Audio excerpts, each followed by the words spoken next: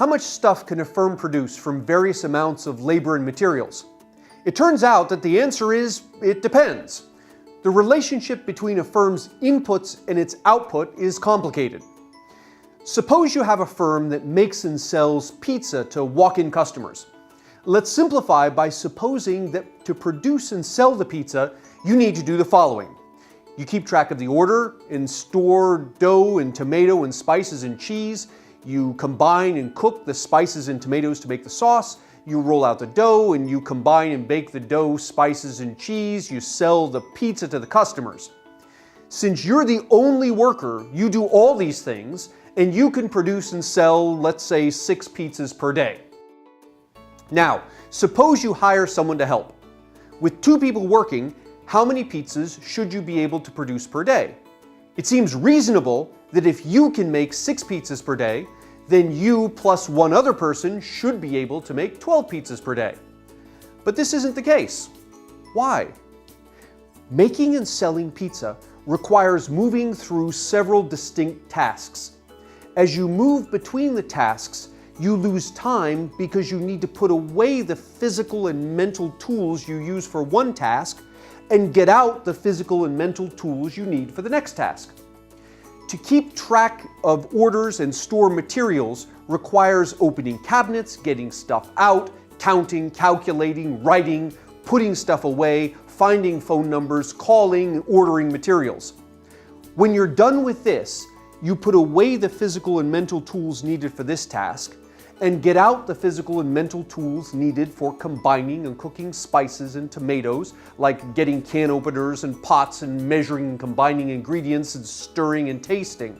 When you're done with all of this, you put away the physical and mental tools needed for this task and get out the physical and mental tools you need for rolling out the dough, like getting dough and flour and clearing a flat surface and rolling and storing the rolled dough. It may not seem like much, but the downtime due to changing tasks not only adds up quickly, but each change introduces the chance for error because your mind has to change gears from doing one thing to doing something else. Another worker is more than just another pair of hands. Another worker gives you the opportunity to specialize. You specialize by breaking down the production process into similar tasks. One worker can do the tasks that require similar physical and mental tools, like tracking, ordering, and storing materials and selling the pizza. The other worker can do tasks that require different physical and mental tools, like making the sauce and rolling the dough and baking the pizza.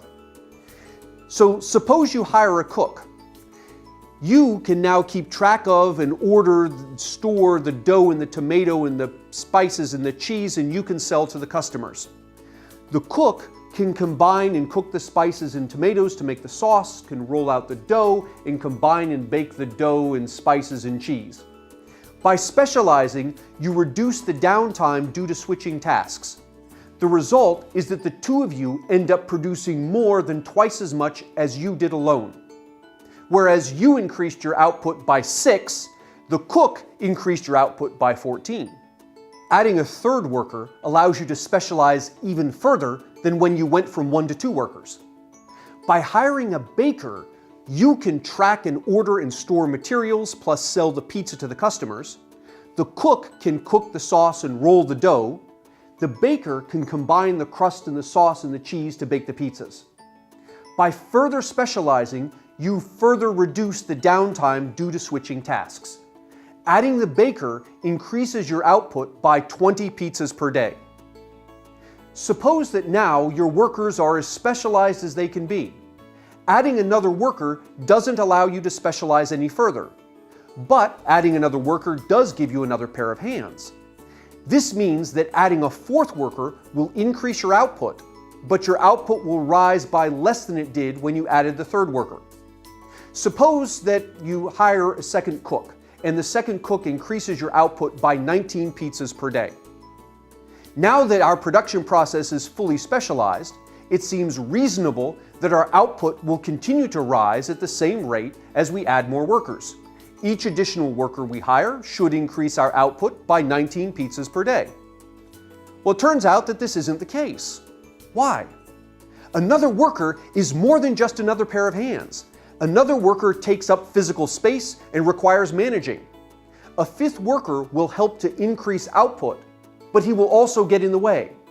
Adding more workers means that the physical space will get a little more crowded, there'll be a greater need for managerial oversight. All of this will take away from producing and selling pizzas. We call this congestion. Suppose that hiring a second baker increases output by 16 pizzas per day, and hiring a third cook increases output by another 8 pizzas per day. You have so many workers that adding a third baker creates so much additional congestion that your output actually falls. This complex relationship between inputs and output is called the stages of production. In stage 1, because of specialization, each worker you add increases your output by more than the last worker. In stage 2, the effects of congestion exceed the effects of further specialization. So each worker you add increases your output by less than the last worker. In stage 3, congestion has become so bad that adding workers actually causes your output to decline. This example uses workers as the input, but the stages of production apply to non-labor inputs as well. Different units of input produce different amounts of output because of the way in which the inputs interact. Hiring another worker or purchasing more material doesn't simply increase the firm's output. It may increase the firm's output a lot, or a little, or actually reduce output. As we see in another video, this means that as a firm produces more, its costs may rise a lot or a little. This phenomenon becomes important as a firm decides how much to produce and how to go about producing it.